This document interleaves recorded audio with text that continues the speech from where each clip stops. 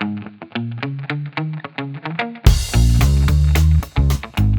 welcome back to the Andrew Morgan Show. Still waiting on you guys to submit some names. Like I said, I'm not the creative one, so I really need a little bit of help here. And I just really need you to come up with something good. I think Hunter Shamlin gave us Mixing with Morgan, which, not bad.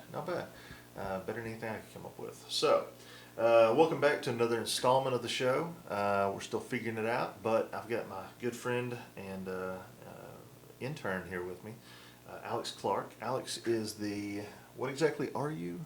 So I'm the Lee University mock trial president for this year. There you go. So you've been in that role for this calendar year, or this school year. Mm-hmm. And what were you, last year you were on it? Yeah, so last year I was the vice president, Okay. and then prior to that I was the secretary. Oh, So, goodness. yeah. And I can already tell you already have more legal experience than I did at your age. So bravo. thank you. So tell me, how has mock trial, are you guys still going? Is it done for the season? Yeah, so we actually just finished up for this Okay. season. We just had our regional competition, not this past weekend, but the one before. So we finished up just about a week and a half ago. Okay. And so has this year been a little bit different than other years? I can only imagine. It's been a lot different. It hasn't just been a little different, it's been way different. So, Oh, yeah? normally we are in person competing in real courtrooms, and obviously this year everything has been moved online, unfortunately. Yeah. So that was quite a difference and really something to, get into the swing of. It's not normal, and, it was the first time for everybody too. So Yeah. at least we weren't alone trying to figure it out. Oh, yeah. Well, and that's the thing. Last year, or I think it was last year, you had me come and be a judge for one of y'all's practices. Mm-hmm. And, it was amazing to me to see kids of, anything from, 18 to 22, basically. Oh, yeah. At different levels, and seeing these guys actually compete and practice and try to hone, what I do for a living. Right. Have them, before even finishing a bachelor's degree, trying to do this, learn about what objections are and Mm-hmm. learn rules of evidence and go through fact patterns. I mean, it's truly, it was impressive. It really was. And so you've been an intern at my office since when? When did you start? I started in August of 2018, actually, so it was Goodness. right at the beginning of my sophomore year. That is crazy. I know, it's been a long time. It has. I'm surprised you haven't quit. I'm surprised I haven't been fired. Well, so you end in May, I guess. Yeah, unfortunately, that's going to be... We're just gonna segue into something else. That's Yeah, just let's not sad. talk about that. This It's is just sad. different conversation. Yeah, it's one of those. Alex she's been with us, like she said, since August of 18, and really, we've gotten to watch you grow and go from various leadership positions in mock trial, and take on a year that's been very challenging, as you said. And we've got a long history with mock trial in the office. We've supported you all and sponsored you for at least the last 3 or 4 years. Yeah, the last 3 Yeah, at that least you're aware of, that yeah. I'm aware of. Yeah, It might have been more. I'm not sure. I know we brought Ben in. Ben was the original mock trial member, and Right. he's now the domestic paralegal at the office, and he's what led you over to us. Mm-hmm. But yeah, it's been great, sponsoring you guys and having interns from the group. I think we've had maybe 5 of y'all now total. Yeah, there's been a lot, and the office has been extremely supportive of our group. It's been great because we've made a lot of good connections in the legal field, and just having your support in particular has been very helpful for our team. Well, the team I've got to meet a bunch of the kids, and they're good kids. For y'all out there watching, basically, tell us exactly what mock trial is, because that's what I do every day. So it's tell our listeners, tell them what it is. Yeah, of course. So mock trial is exactly what it sounds like. It's fake trial, more or less. So basically, Lee University is a proud member of the American Mock Trial Association, which spans over the whole country. And basically, every year we get a new case packet. It alternates between civil and criminal cases. So at the beginning of the year, in August, September kind of area, they'll release the case. So in this case packet, you'll have all of your legal documents, pretrial documents. You'll have a bunch of affidavits and depositions and reports from experts. And you'll have a bunch of exhibits as well. So you're given this case packet, and all of these affidavits are for different witnesses that you can choose. And so basically what we're tasked with is figuring out a case theory. So we have a defense and a plaintiff or prosecution side every year. And we have to decide what witnesses we're going to call, what our case theory is going to be. We have to assign these witnesses to our members.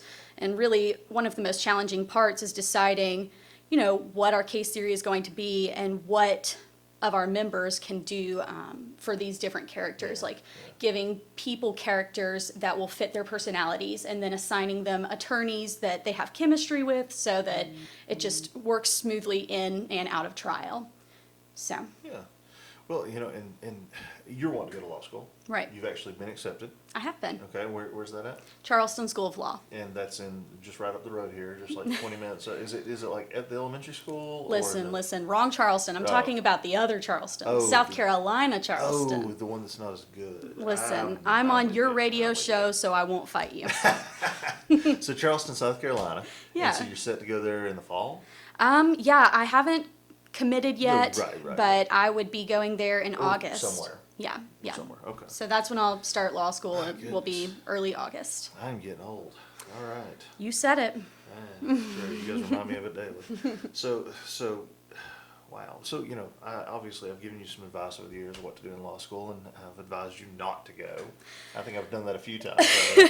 Yes, Time or two. more times than I can count. Yeah. Well, it's one of those, I still say plumber, welder, electrician, HVAC, any of those I still, strongly advocate for. I can always turn around. I can always pick that up true. later. That's true. Yeah. That's true. You might have to bulk up a little bit if you're going to go into some of those things. I can make it happen. Okay. We'll figure it out. All right. Well, but in any event, so while you've been at the office, have you learned anything? Have we taught you anything? Oh yeah, actually a lot. No. I find that hard to believe. Listen, well, you've let me be extremely hands-on, especially in the areas that are the most compelling to me. You know that my heart is drawn towards domestic and family law. So with that, you've really let me get my toes wet in a sense. So I've been able to deal with a lot of that and, speak with clients and just figure all of that out. It's been great. It's really opened my eyes to what the system's like. And, you've taken me to court a couple of times. It's been good to see and good to experience for sure. Yeah. Well, and as far as, going to court, I think I took you over to order protection court one day. That's, it's, and I'm not making light of it, we're not, but it's definitely one of the more interesting courts we have going on. Yeah, certainly. And, with it, I feel like part of the reason for that is most people don't have attorneys. Right. And so you really never know what you're going to hear. One thing, and correct me if I'm wrong, but I feel like, with having an attorney, you have somebody who knows what's going on. They're used to the system. They know what the judge wants to hear, needs to hear, and they speak the language. Yeah. Whereas, somebody who just, doesn't, comes in and occasionally says some things that might not matter, or they might gloss over something that's crucial. Did you see things to do that day? Did you see things not to do? Yeah, so that day you were actually sitting as special judge. Oh, yeah. I was. And so I think one of the biggest things that stuck out to me when I was there watching was just, everybody that was there was advocating for themselves and, they had one specific goal. And I think what really showed out to me was that a lot of the times people just can't speak for themselves correctly and they don't know how to properly advocate for themselves. And for the very few instances when these people did have attorneys and they were in a position where somebody was advocating for them, it was just so much more effectively communicated. And I think that's extremely important, these people are fighting for their lives in a sense, and to have somebody that can really articulate what you need in a way that's effective for both you and for the community, it's huge. Oh, yeah. Well, and it's definitely one of those things that, my wish and hope for you is that, you go to law school, you become an attorney. I hope it's everything that you expect it to be. But, the biggest thing is just never lose sight of, why you get into this. You're in it to help people. You're in it to to make a difference. And I know it's at some point we feel like basically we're mercenaries. You know, you hire me to do something, I'm doing it. Right. I'm taking your position and I'm running with it. At the same point, you know, you do have, at least in my case, with me being the man whose name's on the door, I have some choice in who I take as clients. And, you know, that's one of those that as much choice as you have, just, you know, choose well and remember why you're there. You know, and I think you will have no problem with it. I've long said that you were, of all my interns, you know, one that has, you know, a ton of charisma, and I think that you also have the ability to, you know, remember where you came from and why you're there. You Right. know? So no, I have high expectations for you. And obviously, if you ever decide to come back to town, you know, if I haven't been ran out of town after the show's ran a few times, then, you know, hey, come back, you know, we'll find a place for you. Yeah, of course. Yeah. That would be great. Yeah, no, thank you. I really appreciate that. Where I've come from is, you know me, and Oh, that's yeah. exactly Oh, yeah. why I want to do what I want to do. Mhm. And so I do hope that I can always hold true to that. Yeah. Well, and, you know, you've had some good examples around the office. You know, we've got, for those of you who don't know, we've got a great staff. You know, we've got Frank, who's my associate and literally the smartest lawyer I know. It truly, truly is. And we make fun of how he talks, but that's just because, you know, he's. I thought I was Southern until I met Frank. He sounds like sweet tea. It's so funny. Funny thing is, he's diabetic, so he can't drink sweet tea. But Say that. I can say that. It's Oh, it's true. this is Frank your knows. radio show. That's You're right. You can say what you And want. Frank would laugh. Frank would He laugh. would laugh. But, you know, Frank's great. And, you know, Ben is, you know, he's basically like a big brother to you. Oh, yeah. You know, and Ben is one person that I wish would go to law school. I think he'd be great, but I keep losing that battle. Mm-hmm. And of course, Josh, I mean, you know, everybody's teddy bear. Josh kind of runs the office more or less. Yeah, but, you know, between that and, you know, we've had folks like Chandler, who you got to work with a little bit. Right. Last summer. You know, I think we've had some great folks come through the office, and you know, I just hope we continue to have some like you and like some of the folks we've had. But I guess, you know, we got a couple minutes left. You've been in Cleveland for the last 4 years. Mm-hmm. What are you going to miss most about Cleveland? Okay, well, I'm not saying this because I'm on your radio Oh show. my goodness. But genuinely, I will miss my job the most. It is truly the one thing that I think about losing, and then it makes me extremely emotional. Because, like you said, I do have a very good relationship with everybody at the office. I have, you know, found myself in a position that I don't think I ever would have found myself in if it weren't for you guys. I've learned a lot, and I feel very taken care of. It's a very good community, and you know, I love the work that I get to do with you all. Yeah. So that has given me more experience for what I want to do than anything in the classroom has. You know, and so I mean, I've loved my time at Lee, obviously, and I've loved mock trial, and that's the thing I'll miss the most about Lee. Yeah. But Oh, yeah. the thing I'll miss the most about Cleveland will certainly be working for you guys. I appreciate that, but it is wrong. I'm pretty sure Jenkins is the right answer. Listen, Jenkins is great. Those sweet potato fries, you can't deny That's it. where I was going. They're very good. Hopefully they'll be back up and running before you leave. I really hope so I too, pray. because that's where my farewell lunch needs to It be. needs to be. I was gonna say Brittany she's been dying for a cheese hoagie. And Uh-huh. that's every time. It's always a cheese hoagie, and she's always one cheese short. You know, you can get like 3 cheeses or 4 or something. She always gets one less than. I never understood that. Just maximize it, you know. But enough cheese talk. Al, thanks for coming and being with us today. Thank you, boss. On our I guess our second show, or depending on when this airs, maybe our third. Oh, see. yeah. Second recorded. So. Perfect. But thanks for being with us. We're out of time. We'll see you all next time. Bye. Thank you. Welcome to Mixing with Morgan. I'm your host, Andrew Morgan. This is a twice-a-week show we do here at 101.3 The Buzz. Got a special guest here with me today. Some would say arch nemesis, some would say friend. You know, it varies from day to day. It's Athena Pendergrass. Athena and I Hello. used to work together years ago. And so I saw her the other day at mediation and said, hey, how about you come on the show, tell us about mediation, what you do, and the place you work. And she, for some reason, agreed to come on. I don't really know why, but she did. So Athena, thanks for joining us here. Well, thanks for having me. I appreciate you asking. Yeah, so years ago, back when we worked at a different firm, Athena was in charge of the social media marketing for the office. And at the time, they had these little cartoons. And Athena always would use that as a nice springboard to make fun of me in some way. And I think she got a little famous for it. I'm not going to say it's because of me, but No, I think I made you famous, and this is why you have the career you have. I'm still waiting for a check. so you're the reason we're on the radio here Yeah, today. exactly, That makes sense. exactly. That makes sense. Yep. Well, Yep. so Athena is a mediator, and can you tell us what a mediator is? Okay, well, a mediator is a person that is neutral. Part of my job description is to be neutral. And I work with usually attorneys and their clients, sometimes with clients that don't have attorneys, with parties that we would call pro se. But I work with them helping to settle a parenting plan or divide up assets when they're getting a divorce. Regarding family law, there's civil law as well. I don't do a lot of that.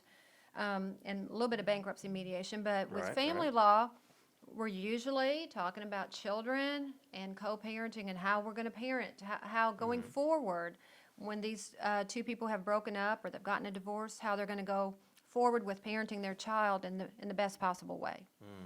Gotcha. And so, how long have you been doing this? I've been a mediator since 2015. So I did it part-time. I worked at another firm, mediated part-time for a couple years. Then for almost the last, almost 3 years now, I've been mediating full-time. Okay. And what's the group you're with?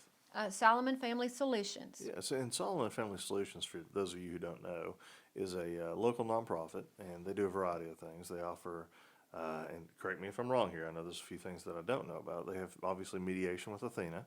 They have supervised visitation that they do for families. If a parent needs to have their time with their child supervised, they offer that. They schedule, they monitor, they handle it all. They also have some counseling services. Yeah. They have some folks there who do art therapy. They do home studies for adoptions. What else do y'all do? over We there? have Yachty Westfield. I Oh, think you can't most forget of Yachty. Cleveland knows think everybody knows Yeah, he's Yachty. wonderful. And he does music lessons. And for anybody he'll teach. But he also works with Project Chance with at-risk children. Oh, yeah, and Yachty is just hands down He's one amazing. of the best people, and one of the most talented musicians I've ever seen. And she is right; he will teach anyone except for me, and that's mainly just because I'm tone deaf, and I also couldn't hit the broadside of a drum if I tried. We do have some standards. Yeah, and honestly, that's probably best for everybody. So, but yeah, it's just a great group of Yeah. people. If you ever need to donate money to a good cause that helps out a lot of folks, Solomon Family Solutions is definitely at the top of the list. And if you need their services, we use them all the time for cases.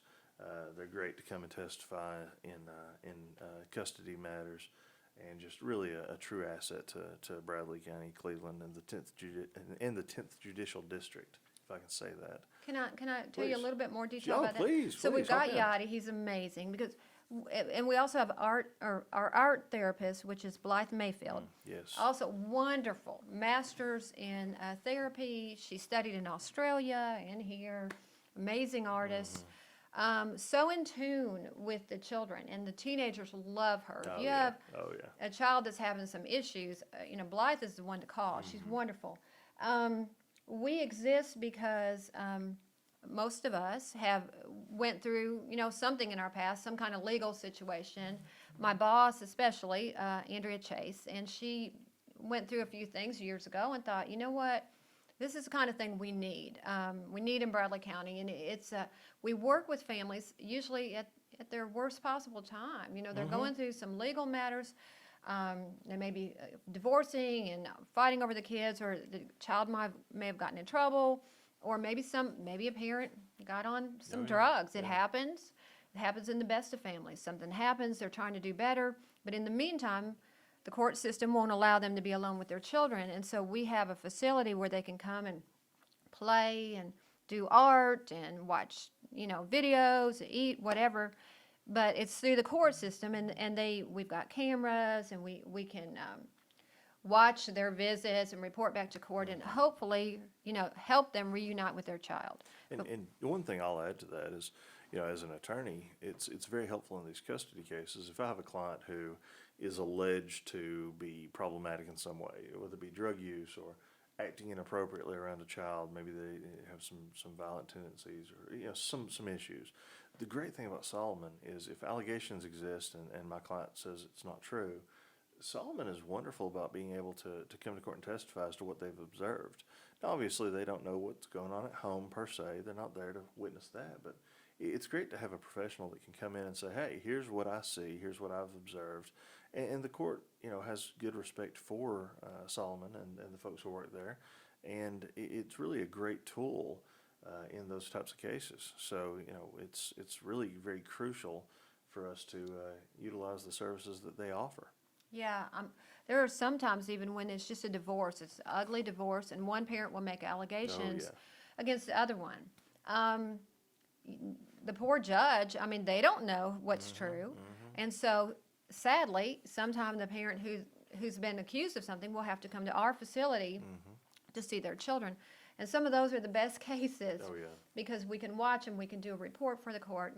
Andrea, my boss, is a lawyer, and she's also about to finish her PhD, so she's also to be a doctor as a therapist. And we partner with Journey Therapy out of Chattanooga. So anyway, we've got a lot of therapists around there. So anyway, we can, they'll watch, they'll do a report, and there's a few cases that I'm just thinking of when the parents have been reunited with the kids and no longer have to have supervised visits. It's wonderful, And and the thing of it is there's also situations where the parents need, not to say that people are there all the time because of false allegations. Don't hear that. There are many cases where they truly need to be there, period. We have those every day. But, it's also a situation where you have a professional who can also say, hey, this parent is not doing what they need to do. This parent is not progressing. They have these problems. And it's great to be able to actually identify the issues and be able to work on that and help the judge to see that this isn't a false allegation. This is a situation that something is needed and steps need to be taken. So, Solomon really does a great job at helping out in that area. It's funny. I had a case the other day. Somebody more or less said that I was too friendly with Solomon, and I said, "Well, that's funny. I have 4 cases that involve them that I could think of at that moment, and 3 of them I was clearly they were clearly on the other side of the issues, and 1 I think we were on the same page. So it's one of those. They are very neutral. They're really just looking out for what's best for the kids." And it's really, really a blessing. So talking about. Can I mention something Oh, else? I please, just thought please. when you were Okay. talking about that, there are times, just like you said, where the parent clearly needs to be there. Oh, yes. But and there are times where the court will say to the parent, "Hey, you need anger management classes. You need parenting classes." yes. We do those as well. We also provide divorcing parenting classes because if you're getting a divorce in Tennessee, and you have minor children, you have to have you have to go through a parenting class.